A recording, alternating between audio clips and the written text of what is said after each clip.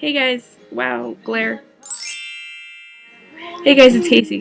Today in this video, I will be going over some of the things you can do to avoid a situation I went through last night with someone who shall not be named. Basically what happened is we were dating for 9 months, and yeah, it just wasn't working. They live in California and I live here. I live here in Colorado, and so it wasn't really working. We would go a week and a half without talking, and then have a 2-minute conversation, a really awkward 2-minute conversation, and then we'd go back to not talking. So I decided that I couldn't be in a relationship like that. It doesn't work. I mean, I'm a kind of person that needs communication. I need to know if you're okay. I mean, if I ask you if you're okay, don't shut me out, because that's the worst thing you could do to me. It makes me feel like you don't trust me. And before I get into everything that happened, I want to go ahead and say that I was there for them whenever they needed me. I was always just a text message away. I was a message away, a phone call away, and they never really took advantage of that. And so kind of go into depth about what exactly happened and how you guys can avoid that. We'd been dating for 9 months, and like I said, it just wasn't working very well, and we got to a point where we just weren't talking. I decided that I didn't want to be in a relationship like that, and so I sent a message to them saying that this is nothing against them. This is me not being able to be in a relationship where I don't have that contact with them. And it sounds really bad of me, I know, but I'm the kind of person that can't do that. And so at first they said they were okay with it, that they understood, and then they started throwing all of their problems in my face. Problems I didn't even know they had, and I guess they'd been going through for a really long time. So it kind of took me by surprise. I guess I was kind of slapped in the face by all this. There were a lot of things I didn't even know were going on with them, and I kind of felt really hurt. I don't know if it was my place to feel hurt, but I felt really, really, really hurt that they couldn't come to me, like they didn't trust me, or like they felt like I couldn't handle their burdens. I don't know. So I basically explained to them what I was feeling and how, I guess, how much I wanted to be there for them. And I'm bleeding! Okay. Neat. That was abrupt. I wanted to explain to them how I was always there for them. I was always asking if they were okay. I was always asking if they needed anything, if I could do anything to make them feel better. And I always got, no, I'm fine, thank you for asking, blah, blah, blah, blah. And then after I tried to end things with them, they decided that I wasn't there for them, and that they decided to throw all of their problems in my face. Like, it made me feel really bad. Like, oh my god, I still feel horrible about it.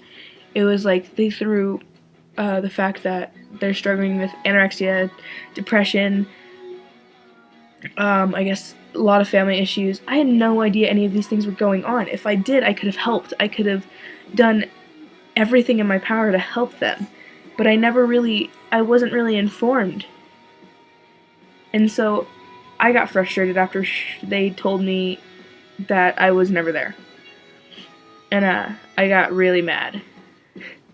And so yeah, we're not together anymore. And I think that might be a good thing.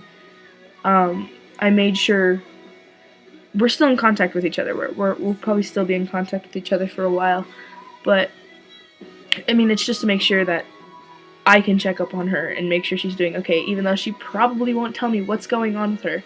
I can still have that kind of plug-in, I guess. And it sounds really bad, and it makes me sound like I'm an obsessed person, but I'm not. A little bit of advice for people in this situation, or if you're ever in this situation. It's pretty easy to pick out when they're guilt tripping you into staying. I don't even know if half of those things were actual problems she was dealing with. it's easy to pick out what they're trying to guilt trip you with. And so, if you're ever in this situation, think back to when you would talk to this person and how they would usually act. Because if you're in this situation, they're not going to act how they usually do. They're going to make sure to guilt trip you and do everything in their power to make you stay. And so look for things like really outlandish things like my mom tried to kill herself, or funny thing, right before you texted me, right before you blah blah messaged me or talked to me, I was gonna kill myself. Make sure they're okay before you do anything else. Like, do you need to talk to someone? Do you need to talk to me? What's going on? Blah blah blah. Pick out the things. It's easy to tell when they're guilt tripping you into staying. Another thing you can't do is you can't fall for it. It's gonna suck if you fall for it, because I fell for it when we almost broke up the first time. It's terrible. It leaves you feeling like crap. It makes you question yourself a lot. So basically, what I'm trying to say is, make sure you guys put yourselves first in that situation. And please, do not guilt yourself. That is the worst thing you can do. If you can't be in a relationship, that's not their fault. It's not your fault. It's not their fault. It just happens. If the relationship isn't working out, then that's nobody's problem. If you guys can work it out, that's great, but if the relationship has to end, then it has to end. Don't guilt yourself into staying. Don't let them guilt you into staying. If you're not comfortable in a relationship, get out. If they guilt you into staying, you need to stand up for yourself and make sure you get yourself out. Because you never know what can happen. It may not have seemed like an abusive relationship, but it could easily lead to something like that. I have many friends who have told me about their experiences with people who refuse to let them leave. So please, friends, love yourselves first and make sure you're taken care of before you try to take care of someone else. Because relationships like that don't work. Alright guys, that's it for me. Pretty personal video, I guess. And I'll try to have a little lighter subject next week. So, yeah. Bye!